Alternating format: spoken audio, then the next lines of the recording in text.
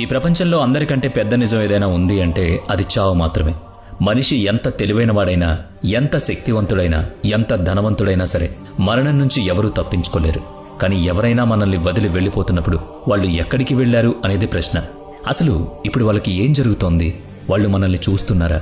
మళ్ళీ ఇంటికి తిరిగి వస్తారా? ఆ ఆత్మ బాధలో ఉందా లేక ప్రశాంతంగా ఉందా? ఇవే సందేహాలు మెదులుతూ ఉంటాయి.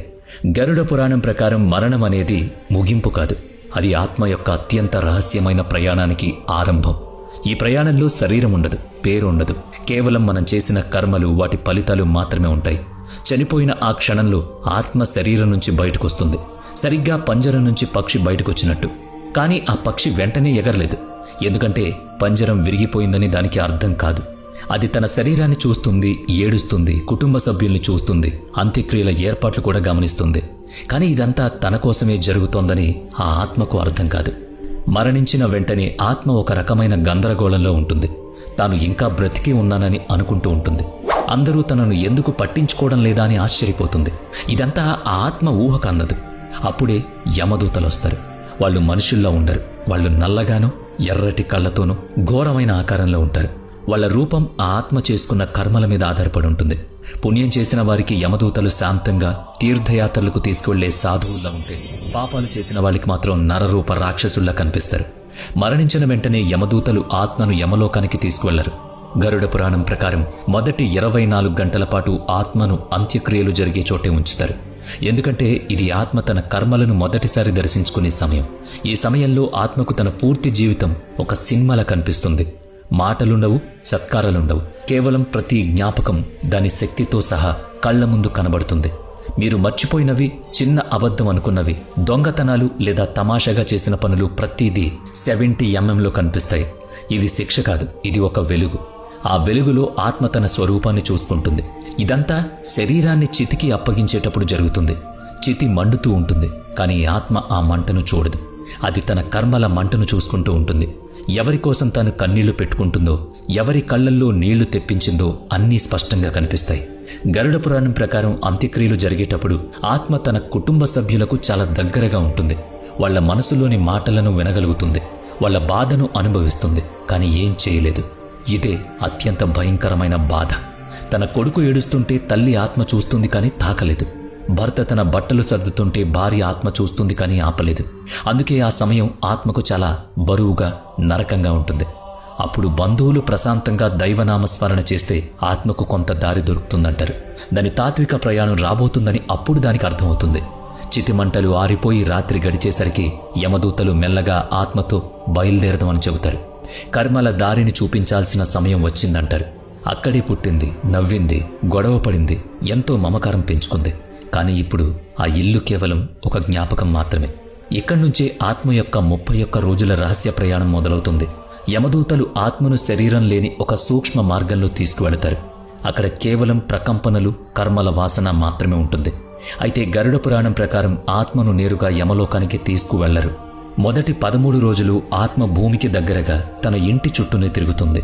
తన వాళ్ల మధ్య అదృశ్యంగా ఉంటుంది. తన మరణం వల్ల ఎవరు నిజంగా కుంగిపోయారో, ఎవరు పైకి నటిస్తున్నారో గమనిస్తుంది. ఎవరు నిజంగా ప్రేమించారో, ఎవరు తన చావు కోసం ఎదురు చూశారో దానికి తెలుస్తుంది. ఈ 13 రోజులు చేసే పిండ ప్రధానం, కర్మకాండలు ఆత్మను శుద్ధి చేస్తాయి. ఈ సమయంలో కుటుంబ సభ్యులు నిజాయితీగా ఆత్మశాంతి కోసం ప్రార్థిస్తే ఆత్మకు సరైన మార్గదర్శనం దొరుకుతుంది. కానీ ఒకవేళ ఇంట్లో గొడవలు, అశ్రద్ధ లేదా పట్టించుకోకపోవడం లాంటివి ఉంటే ఆత్మ గందరగోళానికి గురవుతుంది. అది పదే పదే తన పడక దగ్గరికి, బట్టల దగ్గరికి, తాను నవ్వుతూ ఉన్న ఫోటో దగ్గరికి తిరిగి వస్తూ ఉంటుంది. గరుడ పురాణం ప్రకారం మరణం తర్వాత ఆత్మను 3 దారుల్లో ఏదో ఒక దారిలో పంపిస్తారు. ఇది ఆ మనిషి బతుకున్నప్పుడు చేసిన కర్మలను బట్టి నిర్ణయించబడుతుంది. మొదటిది అర్చి మార్గం. ఇది ధర్మబద్ధంగా, నిజాయితీగా బతికిన వారికి తెరుచుకునే దారి. దీన్నే స్వర్గ మార్గం లేదా దేవయాన మార్గం అని కూడా అంటారు. ఈ దారిలో ఆత్మ ఊర్ధ్వలోకాలకు వెళుతుంది. అక్కడ సుఖం, శాంతి, దైవత్వం ఉంటాయి. రెండవది ధూమ మార్గం. ఇది పితృలోకం వైపు వెళ్లే దారి. మరీ ఎక్కువ పుణ్యం లేని వాళ్ళు, అలాగని మరీ ఎక్కువ పాపం చెయ్యని వాళ్ళు ఈ దారిలో వెళతారు. వీరికి మధ్యస్థ లోకం దొరుకుతుంది. అక్కడ ఆత్మ విశ్రాంతి తీసుకుంటుంది. తన తర్వాతి ప్రయాణం లేదా పునర్జన్మ కోసం ఎదురు చూస్తుంది. మూడవది ఉత్పత్తి వినాశ మార్గం. ఇది పాపాత్మల కోసం ఉన్న దారి. దీన్నే నరక మార్గం అంటారు. ఇక్కడ ఆత్మ తన కర్మలకు తగ్గట్టు కఠినమైన శిక్షలు అనుభవించాల్సి ఉంటుంది. కానీ ఈ 3 దారుల కంటే ముందు ఒక ప్రమాదకరమైన మజిలీ వస్తుంది. దాన్ని దాటకుండా ఏ ఆత్మ కూడా వెళ్లలేదు. అదే వైతరణి నది. గరుడ పురాణంలో దీన్ని చాలా భయంకరంగా వర్ణించారు. ఇది మామూలు నది కాదు, ఆత్మకు ఒక పరీక్ష లాంటిది. ఇక్కడ ఆత్మ తన కర్మల ప్రవాహంలోకి దిగాల్సి ఉంటుంది. జీవితంలో దాన ధర్మాలు, సేవ, మంచి పనులు చేసిన ఆత్మ ఈ నదిని సులభంగా దాటేస్తుంది. ఒక సాధువు గంగానదిలో స్నానం చేసినంత తేలిగ్గా. కానీ అధర్మం, అత్యాస, హింస, మోసం చేసిన ఆత్మలు ఆ నదిలో ఇరుక్కుపోతాయి. పాపాత్ములకి వైతరణి నది రక్తం, బురద, క్రిమికీటకాలతో నిండినట్టు కనిపిస్తుంది. ఆ నీళ్లలో ఆకలితో ఉన్న మొసళ్ళు, భయంకరమైన పాములు, కళ్లలో నిప్పులు కక్కుతూ శాపాలు పెట్టే వింత జీవులు ఉంటాయి. వైతరణిలో అడుగుపెట్టగానే 12 సూర్యులు ఒక్కసారిగా మండినంత మంట ఉంటుంది. అది అరుస్తుంది, కానీ ఎవ్వరూ వినరు. ఆత్మ శరీరం ఉండదు, కేవలం జ్ఞాపక శక్తి మాత్రమే ఉంటుంది. కానీ ఆ నది అలలు ఆ జ్ఞానాన్ని చీల్చుకుంటూ ఆత్మను ఈడ్చుకు వెళ్తాయి. అందుకే జీవితంలో గోదానం, అన్నదానం, సేవ చేయడం ఎంత ముఖ్యమో గరుడ పురాణం చెబుతుంది. ఇవే ఆ నదిని దాటడానికి పడవలా మారతాయి. ఒకవేళ ఆత్మ వైతరిని దాటగలిగితే అది యమధర్మరాజు సభ జరిగే ద్వారం దగ్గరికి చేరుకుంటుంది. ఇది సాధారణ ద్వారం కాదు, ఇదొక శక్తి క్షేత్రం. అక్కడ ఆత్మవేగం ఆగిపోతుంది. ఎదురుగా ఒక భారీ భవనం కనిపిస్తుంది. దాని స్తంభాలు కాలానికి, గోడలు కర్మలకు ప్రతీకలు. ఇక్కడే ఆత్మ యొక్క అసలైన మూల్యాంకనం జరుగుతుంది. యమధర్మరాజు కేవలం న్యాయమూర్తి మాత్రమే కాదు, ఆయన ధర్మస్వరూపుడు, ఆలోచనాపరుడు, కరుణామయుడు. ఆయన రూపం తేజస్సుతో ఉంటుంది. రాక్షసుడిలా భయపెట్టే ఉండరు. శాంతంగా, గంభీరంగా ఆత్మ మనసులో ఏముందో చదివేలా ఉంటారు. ఆత్మను ఆయన ముందుకు తీసుకొచ్చినప్పుడు అది ఒంటరిగా ఉండదు. అక్కడ చిత్రగుప్తుడు ఉంటాడు. ఆయన దగ్గర ఆత్మ చేసిన ప్రతి చిట్ట ఉంటుంది. ఆయన పుస్తకం సామాన్యం కాదు, అది మనిషి ఆలోచనలను కూడా నమోదు చేస్తుంది. మీరు కేవలం మనసులో అనుకుని బయటికి చెప్పని చాలా రకాల పద్దులు అక్కడ లెక్కయ్యబడతాయి. చిత్రగుప్తుడు యమధర్మరాజు ముందు ఆత్మ జీవితాన్నంతా తెరిచి చూపిస్తాడు. ఒక నేరస్తుడు తన తప్పును ఒప్పుకున్నట్టుగా ఆత్మ తన జీవితాన్ని తానే చూసుకుంటూ తీర్పు కోసం వేచుంటుంది. పాపపుణ్యాల లెక్క సంఖ్య ఉండదు, లోతులో ఉంటుంది. ఒక వ్యక్తి ఒకసారి ఆకలితో ఉన్నవాడికి ప్రేమతో అన్నం పెడితే ఆ ఒక్క పుణ్యం 1000 పాపాలను కడిగేస్తుంది. అదే ఇంకో వ్యక్తి రోజూ పూజలు చేసిన అహంకారంతో ఉంటే ఆ పూజలకు ఫలితం ఉండదు. అక్కడ మోసం, వాదనలు పనిచేయవు, కేవలం సత్యం మాత్రమే. చివరికి ఆత్మను స్వర్గానికి, పితృలోకానిక లేక నరకానిక ఎటువైపు పంపాలనే నిర్ణయం తీసుకుంటారు. ఆత్మ చాలా గొప్ప పుణ్యకార్యాలు చేస్తుంటే యమధర్మరాజు స్వయంగా లేచి నిలబడతాడు. దేవతలతో కలిసి స్వర్గద్వారం వరకు సాగనంపుతాడు. అక్కడ ఆత్మ దివ్యమైన కాంతితో కలిసిపోతుంది. కానీ పాపాలతో నిండిన జీవితం గడిపుంటే వారి ముందు నరకద్వారం తెరుచుకుంటుంది. గరుడ పురాణం ప్రకారం నరకం అనేది ఒకే చోట ఉండేది కాదు. అక్కడ అనేక లోకాలుంటాయి. ఒక్కో ప్రత్యేకమైన పాపానికి ఒక్కో కఠినమైన శిక్ష. ఇప్పుడు ఏ పాపం చేసినా ఆత్మను ఏ నరకానికి పంపుతారో వినండి. మొదటిది తామిశ్ర నరకం. ఇతరుల ఆస్తిని లాక్కున్న వాళ్ళు, సోదరుల వాటా ఎగ్గొట్టిన వాళ్ళు, ఆడవాళ్లను మోసం చేసిన వాళ్ళు ఇక్కడికి వస్తారు. ఇక్కడ ఆత్మను ఇనుప గొలుసులతో కట్టేసి చిమ్మ చీకటిలో పడేస్తారు. అక్కడ సమయం, శబ్దం, స్పృహ అన్నీ చచ్చిపోతాయి. రెండవది అంధతామిశ్రం. అబద్ధాలతో ఇతరులను, ముఖ్యంగా గురువులను లేదా జీవిత భాగస్వామిని మోసం చేసిన వాళ్ళు ఈ నరకానికి వెళతారు. ఇక్కడ ఆత్మను ఎప్పుడూ గందరగోళంలో ఉంచుతారు. అది పదే పదే కింద పడుతూ, దెబ్బలు తింటూ స్పృహ కోల్పోతూ ఉంటుంది. మూడవది రౌరవ నరకం. ఇతరులను హింసించిన వాళ్ళు, జంతువులను బాధ పెట్టిన వాళ్ళు ఇక్కడికి వస్తారు. ఈ నరకంలో మరిగే నూనె, మండుతున్న మంటలు, గాజు పెంకులు ఉంటాయి. ఆత్మకు బాధ తెలిసాక స్పృహను అలాగే ఉంచి శిక్షిస్తారు. నాలుగవది కుంభీపాకం. వేటగాళ్లు మాంసం రుచి కోసం జంతువులను చంపేవాళ్ళు ఇక్కడికి వస్తారు. ఈ నరకంలో ఆత్మ పూర్తిగా స్పృహ కోల్పోయేదాకా పదే పదే మరిగే నూనెలో ముంచుతారు. ఐదవది కాలసూత్ర నరకం. తల్లిదండ్రులను బాధ పెట్టిన వాళ్ళు, పెద్దలను, గురువులను అవమానించిన వాళ్ళు ఇక్కడికి వస్తారు. ఇది మంటలతో నిండుంటుంది. ఇక్కడ ఆత్మను మండుతున్న ఇనుము మీద విరామం లేకుండా నడిపిస్తారు. ఆరవది అసిపత్రవ నరకం. ధర్మం పేరుతో మోసం చేసిన వాళ్ళు, ప్రజలను తప్పుదోవ పట్టించేవాళ్ళు ఇక్కడికొస్తారు. ఇది అన్నిటికంటే కఠినమైన నరకం. ఇది కత్తుల్లాంటి ఆకులున్న అడవి. ఆత్మను పరిగెత్తిస్తూ ఆ ఆకులతో శరీరాన్ని చీల్చేస్తారు. గరుడ పురాణంలో ఇలాంటివి 28కి పైగా నరకలోకాలున్నాయి. ఇవన్నీ ఆత్మలోని ఏదో ఒక దోషాన్ని శుద్ధి చేయడానికి ఉంటాయి. ఈ శిక్షలు శాశ్వతం కాదు. నరకం అనేది ఒక శుద్ధి కేంద్రం లాంటిదని, పాప ఫలితం అనుభవించాక ఆత్మ తర్వాతి జన్మకు సిద్ధమవుతుందని గరుడ పురాణం చెబుతోంది. అయితే ఆత్మ తర్వాతి జన్మలో మనిషిగా పుడుతుందా, లేక జంతువుగా, పక్షిగా, చెట్టుగా పుడుతుందా అనే ప్రశ్న వస్తుంది. దీనికి సమాధానం ఆత్మ యొక్క ప్రవర్తన, అది చేసుకున్న కర్మలు, సంస్కారాల మీద ఆధారపడి ఉంటుంది. సృష్టిలో 84 లక్షల జీవరాశులు ఉన్నాయని గరుడ పురాణం తెలుపుతోంది. ఇందులో కేవలం మనిషి జన్మలో మాత్రమే కర్మలను సరిదిద్దుకునే అవకాశం, మోక్షం పొందే అర్హత, దైవాన్ని తెలుసుకునే శక్తి ఉంటాయి. మిగిలినవన్నీ కేవలం కర్మఫలాన్ని అనుభవించడానికి పుట్టినవే. ఇక్కడ ఆలోచించే శక్తి ఉండదు. నరకంలో పాపాలను అనుభవించిన తర్వాత ఆత్మ ఏ జన్మకు అర్హమో యమధర్మరాజు, చిత్రగుప్తుడు నిర్ణయిస్తారు. ఆత్మ చేసిన పుణ్యం ఇంకాస్త మిగిలుంటే లేదా గత జన్మలో ఏదైనా ఒక మంచి పని చేసినా మళ్ళీ మనిషి జన్మ దొరుకుతుంది. కానీ ఇంకా స్వార్థం, హింస, కోరికలు, అహంకారం మిగిలుంటే ఆ గుణాలకు తగ్గ శరీరంలోకి పంపిస్తారు. క్రూరత్వం చూపించిన వాళ్లు మాంసాహార జంతువులుగా పుడతారు. అత్యాశ ఉన్నవాళ్లు కీటకాలుగా, ఎలుకలుగా లేక ఆహారం కోసం అలమటించే పక్షులుగా మారతారు. కామంతో జీవితం గడిపిన వాళ్లు కుక్కలు, పందుల వంటి జన్మలెత్తుతారు. ధర్మాన్ని, గురువును అవమానించిన వాళ్లు రాయిగానో, చెట్టుగానో, నిర్జీవ వస్తువుగానో మారిపోతారు. కానీ ఒకసారి నిజమైన మనసుతో సేవ, ప్రేమ చూపించిన మళ్లీ మనిషిగా పుట్టే అవకాశం ఉంటుంది. గరుడ పురాణం ప్రకారం కొంతమందికి నరకమంటే భయం ఉండదు.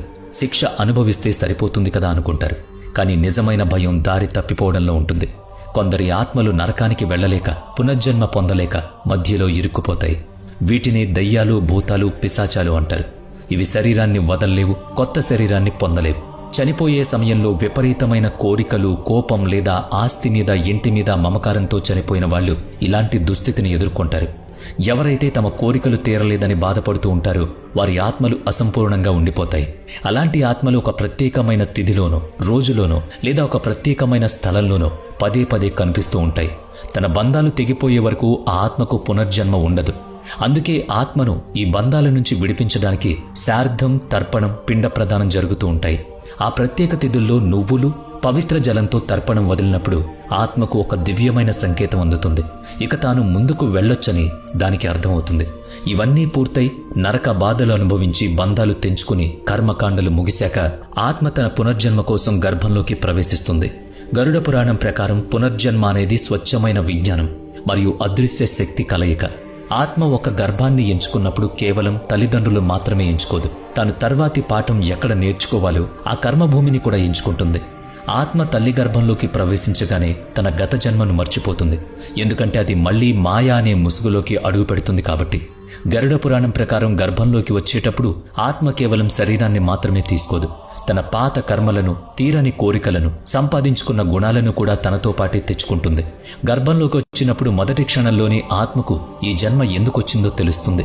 ఎవరు తన తండ్రి అవుతారో, ఎవరు తన తల్లి అవుతారో, తన కోసం ఎలాంటి సుఖదుఖాలు ఎదురు చూస్తున్నాయో దానికి ముందే తెలుస్తుంది.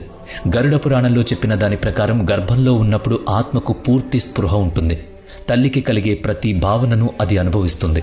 తల్లి భయం, ఆమె ప్రేమ, ఆమె తినే ఆహారం, ఆమె శరీర ఉష్ణోగ్రత అన్నీ ఆత్మను ప్రభావితం చేస్తాయి. అంతేకాదు తల్లి మాట్లాడే మాటలు కూడా గర్భంలో ఉన్న ఆత్మ మీద చెరిగిపోని ముద్ర వేస్తాయి. అందుకే గర్భవతిగా ఉన్నప్పుడు భాగవతం, రామాయణం, భగవద్గీత లాంటివి వినాలని చెప్తారు. అప్పుడే ఆత్మకు మంచి సంస్కారాలు అబ్బుతాయి. గరుడ పురాణం ప్రకారం గర్భంలో ఉన్న ఆత్మ ప్రతిరోజు ఒక శ్లోకాన్ని జపిస్తుందట. దాన్ని జన్మవరణ మంత్రం అంటారు. నాహం దేహో నామే దేహో బుద్ధిరాత్మ నాచత్మాన కర్మాణ జాయతే జంతు కర్మాణ ఏవ విలీయతే. దీని అర్థమేంటంటే, నేను ఈ శరీరాన్ని కాదు, ఈ బుద్ధిని కాదు, నేను ఆత్మను. కర్మల వల్లే నేను పుడుతున్నాను, ఆ కర్మల వల్లే నేను లీనమైపోతున్నాను. ఇది ఆత్మ యొక్క మేల్కొలుపు. ఇక గరుడ పురాణం ప్రకారం గర్భంలో ఉన్న 9 నెలల్లో ఆత్మ మెల్లగా తన గత జన్మ నీడ నుంచి బయటపడుతుంది. కానీ చివరి నెలల్లో శరీరం గట్టిపడ్డం మొదలయ్యాక ఆత్మకు భయం వేస్తుంది. మళ్లీ ఎవరో తనను బంధిస్తున్నట్టు అనిపిస్తుంది. పుట్టడానికి సరిగ్గా ముందు ఒక్క క్షణంలో ఆత్మకు అన్ని గుర్తొస్తాయి. తన పాత జన్మలో చివరి శ్వాస, చావు సమయంలో అనుభవించిన బాధ, తను చేసిన మంచి చెడు పనులు, తన వాళ్ల ముఖాలు అన్నీ ఒక్కసారిగా కళ్ల ముందు అగుపిస్తాయి. అప్పుడు ఆ ఆత్మ దేవుడికి ఒక్క మాటిస్తుంది. గరుడ పురాణం ప్రకారం పుట్టక ముందు ఆత్మ దేవుడితో ఇలా అంటుంది: ప్రభు, ఈసారి నేను నిన్ను మర్చిపోను. ఈసారి బంధాల్లో చిక్కుకోను. సత్యాన్ని తెలుసుకుంటాను. నా జీవిత లక్ష్యాన్ని పూర్తి చేస్తాను. కానీ పుట్టిన వెంటనే ఆ బిడ్డ మొదటి ఏడుపుతోనే మాయా అనే తెర కప్పేస్తుంది. ముందు పాలు కావాలి, తర్వాత ఆటలు, తర్వాత బొమ్మలు, ఆ తర్వాత అహంకారం. ఇలా మెల్లగా దేవుడికిచ్చిన మాట మర్చిపోతుంది. పుట్టుక అంటే కేవలం శరీరాన్ని తీసుకోవడం మాత్రమే కాదు, అది ఆత్మకు మళ్లీ మొదలయ్యే పరీక్ష. ఏ ఆత్మ అయితే ఈసారి తనకు తాను ఇచ్చుకున్న మాటను గుర్తుంచుకుంటుందో, తల్లిదండ్రులు, సమాజం, ఆశల మధ్య కూడా తన నిజమైన పనేంటో గుర్తిస్తుందో, ఆ ఆత్మ ఈ జన్మలోనే మోక్షం వైపు వెళుతుంది. కానీ మళ్లీ అదే మోహం, సుఖాలు, భ్రమల్లో మునిగిపోయే ఆత్మ మళ్ళీ చావు పుట్టుకల చక్రాల్లో చిక్కుకుంటుంది. అందుకే మనిషి జన్మ చాలా అరుదైంది అంటారు. ఎన్నో జన్మలు ఎత్తి ఎంతో తపించి ఎన్నో బాధలు పడితేనే ఈ మనిషి జన్మ దొరుకుతుంది. కానీ కేవలం పుడితేనే సరిపోదు అని గరుడ పురాణం చెబుతోంది. ఇప్పుడు ఆత్మ తన కర్మఫలాన్ని అనుభవించాలి. ఒక బిడ్డ పుట్టుకతోనే ఎందుకు వికలాంగుడిగా పుడతాడు? ఒకడు పేదవాడిగా ఎందుకు పుడతాడు? ఒకరు చిన్నప్పుడే అనాథ ఎందుకు అవుతారు? ఇంకొకరు పుట్టగానే రాజయోగం ఎందుకు పొందుతారు? ధనం, అందం, తెలివితేటలు ఎందుకుంటాయి? గరుడ పురాణం ప్రకారం ఇదంతా యాదృచ్ఛికం కాదు. ఇవన్నీ సంస్కారాల ఫలితాలే. పూర్వజన్మలో తపస్సు, దానం, సేవలో గడిపిన ఆత్మ ఈ జన్మలో అందం, తెలివితేటలు, సహజమైన భక్తితో పుడతాయి. అదే గత జన్మలో మోసం, అసత్యం, అహంకారం, అరాచకాలు చేసిన ఆత్మ ఈ జన్మలో ఏదో ఒక రూపంలో బాధను మోస్తూ ఉంటుంది. గరుడ పురాణంలో ఉన్న దాని ప్రకారం గత జన్మలో ఇతరుల ఆహారాన్ని లాక్కున్న ఆత్మ మరుసటి జన్మలో ఆకలితో అలమటిస్తుంది. స్త్రీని అవమానించిన వాడు వచ్చే జన్మలో స్త్రీగా పుట్టి ఆ బాధను అనుభవిస్తాడు.